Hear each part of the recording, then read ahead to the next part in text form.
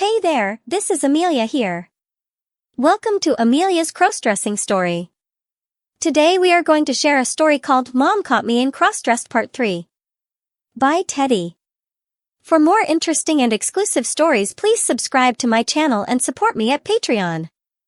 We didn't attract much attention as we made our way into the McDonald's. Haley stepped up and confidently ordered for both of us, 2 Big Macs, 2 medium fries, a sprinkled donut for me, and a hot apple pie for her. Instead of milkshakes, we went with 2 large Pepsis.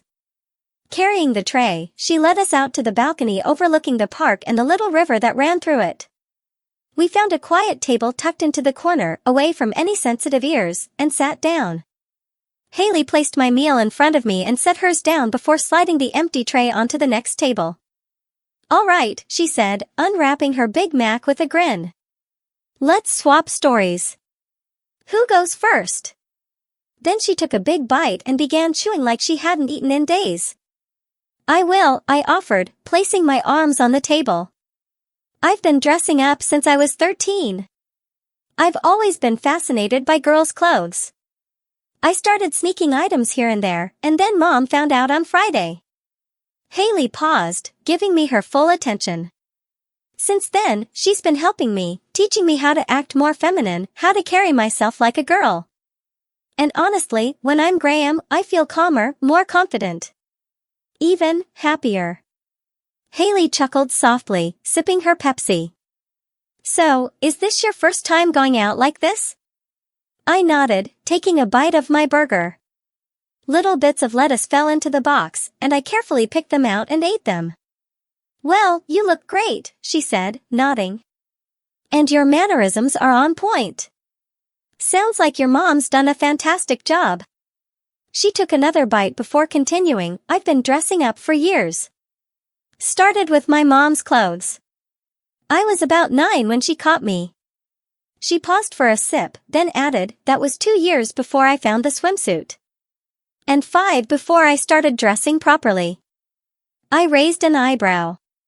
"You've been doing this that long?" Haley nodded, finishing off her burger and wiping her mouth with a napkin. "My mom was angry at first. But once she calmed down, she asked me a million questions. Did her research. She realized it wasn't weird at all, no different than collecting stamps or being obsessed with trains.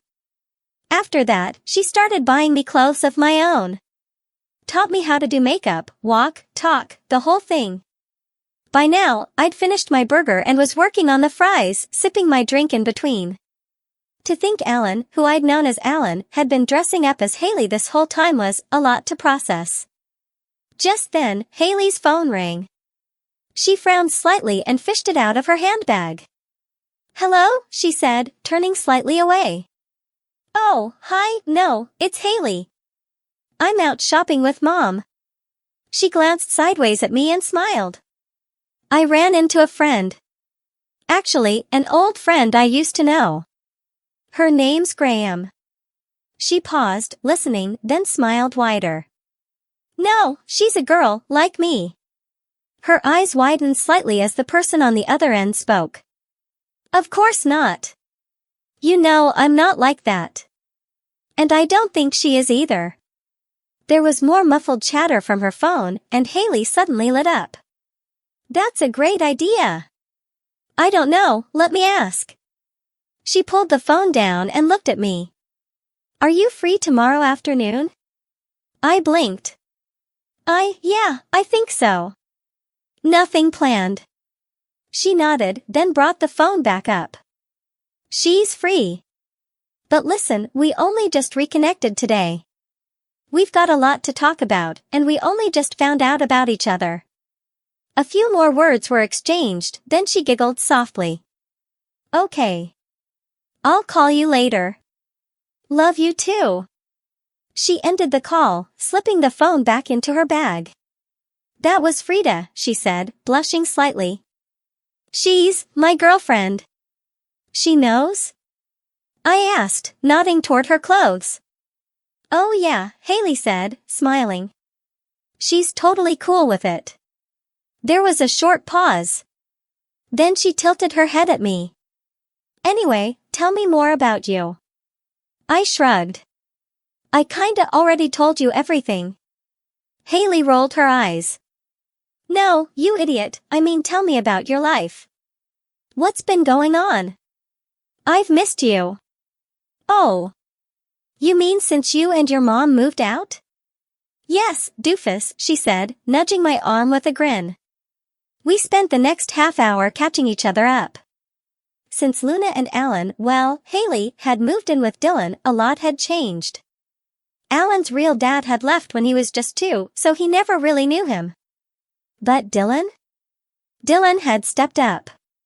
He'd become a father figure, someone stable and supportive, for both Luna and Haley.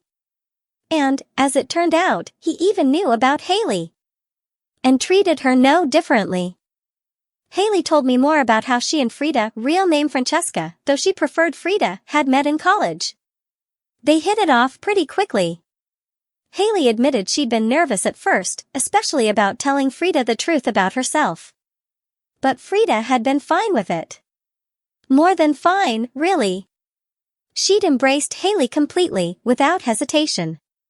I shared my own story too, about my small group of friends, how Max had kind of taken the place of my best friend, and how most of my days lately were just spent buried in homework, studying for exams, and trying to keep up with everything. I was on track for 6th form and A-levels, if all went well. Wow, Haley said with genuine admiration. You're smashing it. Proud of you. Then she grinned. Total swat though. I laughed, but she quickly added, you always were smarter than me. So you're heading to university then? She asked, taking another sip of her Pepsi. I don't know yet, I replied honestly. I mean, maybe. But I don't know if we can afford it. Can't you get a grant or a loan or something? I shrugged. Maybe. But I don't really want to leave uni with a mountain of debt. And, since I don't even know what I want to do, I wouldn't know what to study anyway. Haley nodded in understanding. I didn't know either. Still don't, really. But forget the future for now, what about tomorrow? I leaned back in my seat. Truthfully, I hadn't planned anything. After the whirlwind of the last few days, I was kind of hoping to decompress, maybe spend the day dressed as, God forbid, a boy, just to balance out the overload. I don't know, I said after a pause. I was probably just gonna chill. Maybe catch up on homework. But nothing's due till the end of the week. Perfect, she said. Then can you come to my place tomorrow? I don't even know where you live now. I'll give you the address, Haley replied quickly. But can you come? I thought about it. Thought about Alan, Haley, and the friendship we used to have. The way things used to be before life got complicated. I nodded. Yeah. I'd like that. Okay. She smiled. No. I want you to come as Graham. A mix of emotions crashed into me all at once. Surprise. Anxiety. Confusion. Even guilt, for some reason I couldn't explain. Why? I asked, cautiously. Haley smiled again, this time more gently. Because you're not the only boy in this town who dresses like a girl. And neither am I. She leaned in, lowering her voice. When my mom was researching everything, she found a local crossdressing support group. She paused dramatically. They're called, get this, the Sequins. Here? I asked, stunned. In this town? Our town was the definition of northern, provincial, small-town mindset. It didn't even have a proper football team, let alone a support group for something like this. Haley nodded, eyes wide. I know. Shocking, right? But yeah, they're all about promoting understanding, offering a safe space, and creating a little community. Every bank holiday, one of the members hosts a get-together. Since it's the start of summer, my mom volunteered. She grinned. Dylan's got this massive house with a big back lawn, set back from the road. Loads of privacy. So we're having a barbecue. She paused to let that sink in as she peeled back the wrapper on her apple pie. There's about 25 people coming, mostly crossdressers like us, all ages. The party kicks off at 2, but if you come around 1, I can introduce you to Frida and Dylan first. She took a bite of the pie, then looked up at me expectantly. I didn't know what to say. In the span of just 72 hours, I had gone from a boy with a guilty secret to someone confidently walking through a shopping mall as a young woman. Technically, I was still a boy. But looking like this, sitting here talking like this, I didn't feel like one. My thoughts were a mess. But honestly, I had the rest of my life to sort that out. I'll need to talk to my mom, I finally said. But I'll let you know. Haley's whole face lit up. Great! She glanced at the time. Speaking of moms, we're supposed to meet ours 5 minutes ago. We gathered our rubbish, tossed it in the bin, stacked the trays, and left the restaurant. As we made our way back toward the fountain where we were supposed to meet them, I spotted a branch of a popular tech store, one that sold pre-owned games and gear. I'd had my eye on something for a while, and despite today's spending, I still had enough saved up. Hey, I said to Haley, nodding toward the store. Wanna pop in real quick? Sure, she said, smiling. We walked over and stepped inside. I scanned the shelves and found the game I'd been hoping for.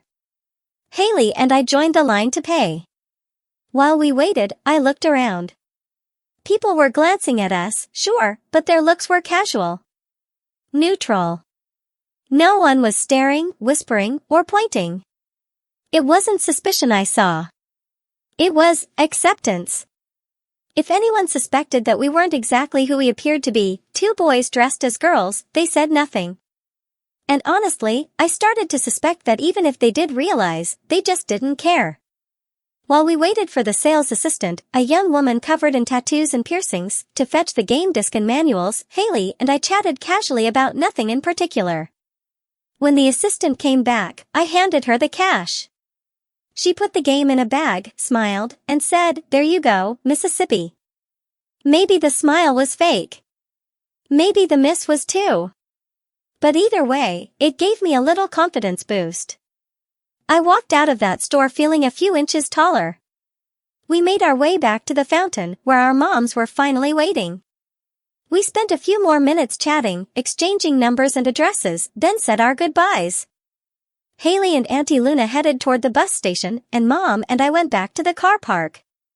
All the way home, I felt like I was floating. We got in around 4 p.m. I spent the early evening putting away my new things. Then we had a light dinner, salad and a juicy pork pie each, and retired to the living room. Mom opened a bottle of wine and poured me a glass. "Thank you," I said, a little surprised. "Don't get used to it," Mom smirked. "You're still underage. But today, I'd say you've earned it." She settled onto the sofa opposite me and took a sip from her own glass. "So," she asked, "your first time out dressed as a girl, how did it feel?" I leaned back, trying to make sense of everything I'd felt that day. A dozen words buzzed through my mind, but eventually, I settled on 2. Scary and exhilarating. Mom frowned slightly. How so? It was scary because I was dressed as a girl, and exhilarating for the same reason. I paused, then added, "Does that make sense?" She thought for a moment, then nodded. "In a way, yeah. I can imagine it was a rush. But you handled it so well. I'm proud of you." I smiled. "So, can I do this again?" "Of course you can," she said, then added firmly, "but only when I'm with you." Suddenly, she perked up, sitting straighter. Which reminds me, Luna told me that Alan, or Haley, is part of a local support group. They're having a summer barbecue tomorrow. She invited us. I'd honestly forgotten about that. Everything had been such a whirlwind. And truthfully, I wasn't sure how I felt about it. I'd spent one day out dressed as a girl, well, technically, most of the weekend, and I had kind of hoped I could just take a break. Maybe spend a day as me again. Or at least the old version of me. But a small part of me was curious. Mom picked up on my hesitation. "If you want to go, I'll take you," she said. "Luna and I could use the catch up. But I'm not going to push you out the door in a dress, not if you're not ready." She gave me a look. Although, let's be real, if I left you home alone on a bank holiday, how long would it take before you were back in a bra and panties? I laughed awkwardly but had to admit, she had a point. Probably before she'd even pulled out of the driveway. As anxious as I am to go out in public again dressed like this, I hesitated, then shrugged. Okay. I do want to go. I want to see Haley again. And if it means being around other people like us, other crossdressers, then, so be it. Mom rolled her eyes playfully. Don't be so melodramatic. They're just like-minded people. They won't judge you. They might even help you. She grabbed the remote. Now, pick another movie. We've earned some downtime. Of course, we argued again about what to watch. Eventually, we settled on Mamma Mia. I didn't want to, but I sat down anyway. And if I'm being honest, I kind of enjoyed it. Mom had promised me 1 glass of wine. She poured me a second. That's all for now.